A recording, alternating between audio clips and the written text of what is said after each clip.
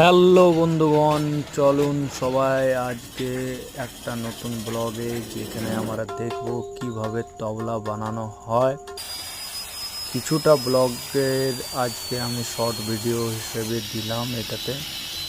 আর পুরো ভিডিওটা দেখার জন্য আমার চ্যানেলকে লাইক করুন, সাবস্ক্রাইব করুন আর দেখুন কিভাবে কি করা হয়। আমি এই ব্লগটাতে নতুনভাবে এগুলো দিচ্ছি সো দ্যাট আমরা সব কিছুর ইনফরমেশন যেন রাখতে পারি আর কিভাবে মানুষ কাজ করে সেটাও আমরা দেখতে পাবো।